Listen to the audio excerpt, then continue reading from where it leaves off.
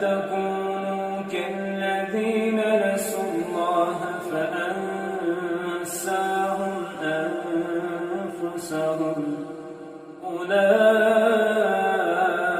أولئك هم الفاسقون. لا يستوي أصحاب النار وأصحاب الجنة،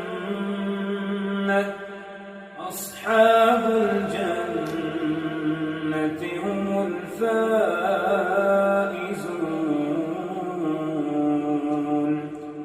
لو أنزلنا هذا القرآن على جبل لرأيته